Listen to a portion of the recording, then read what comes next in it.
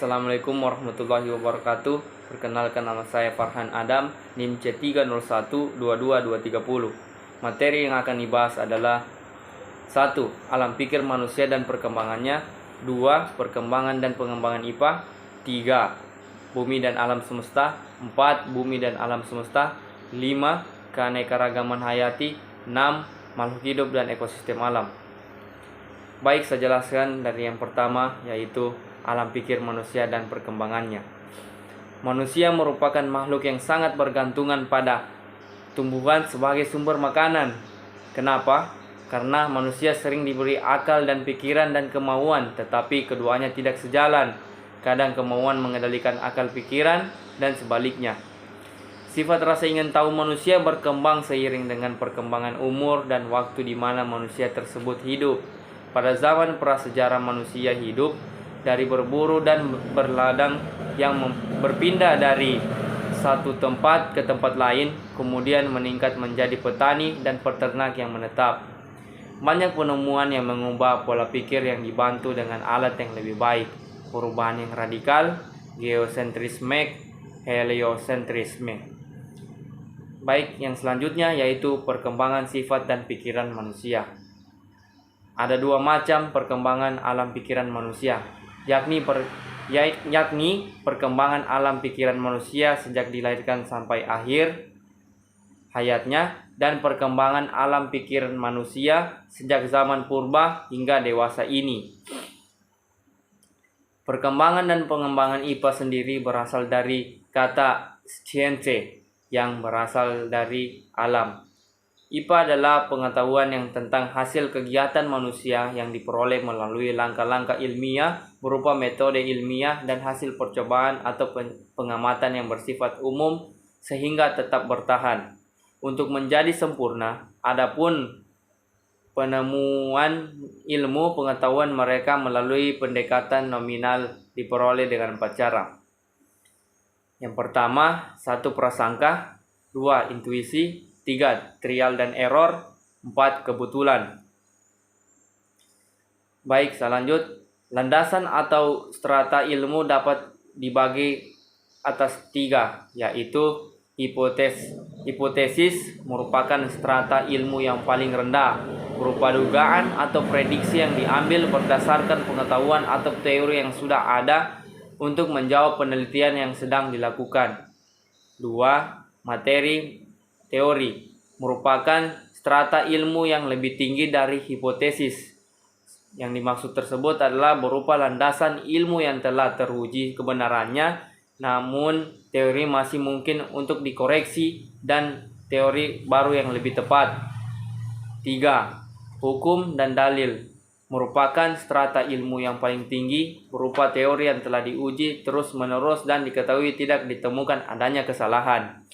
Baik, saya lanjut materinya ke bumi dan alam semesta. Para ahli astronomi menggunakan istilah alam semesta dalam pengertian tentang ruang angkasa dan benda-benda langit yang ada di dalamnya. Alam semesta mencakup tentang mikrokosmos dan mikrokosmos tersebut. Kita tidak dapat mengetahui dengan pasti tentang terjadinya alam semesta, melainkan hanyalah mengira-mengira dan menyusun praduga yang masuk sehingga secara keilmuan dapat dipertanggungjawabkan. Konon, bentuk alam semesta menyerupai balon karet yang ditiup. Proses pembentukan alam semesta ada beberapa teori, yaitu teori Big Bang, teori ekspansi dan kontraksi, dan teori steady state. Galaksi dan kedudukannya dan alam semesta bumi berada di pusat alam semesta yang dapat diamati ditentukan dalam kaitannya dengan jaraknya dari bumi. Referensi dapat dibuat untuk bumi relatif terhadap struktur tertentu. Kelompok-kelompok bintang yang berkerumunan dengan jumlah yang tak terhingga. Setiap kelompok bintang tersebut dinamakan galaksi matahari. Baik, saya lanjut materinya di bumi dan alam semesta dalam tata surya.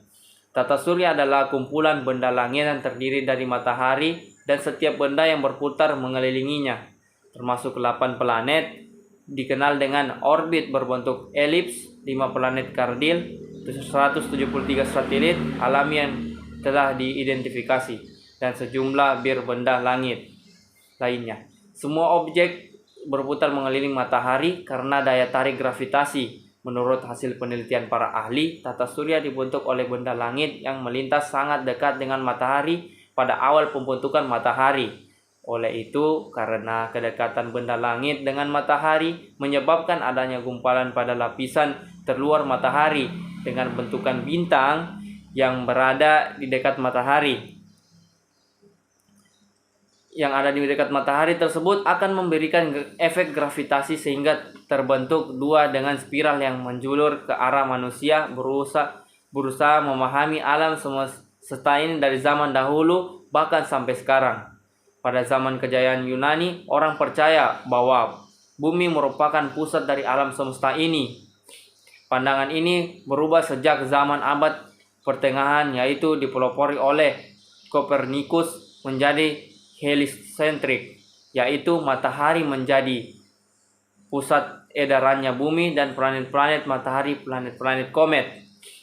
Baik, selanjut materi selanjutnya yaitu keanekaragaman makhluk hidup dan persebarannya. Biosfer merupakan lapisan kehidupan yang ada di bumi, di mana makhluk hidup tinggal dan melangsungkan kegiatan hidupnya. Makhluk hidup merupakan makhluk yang memiliki ciri-ciri kehidupan untuk berevolusi atau mengalami perkembangan bentuk hidup.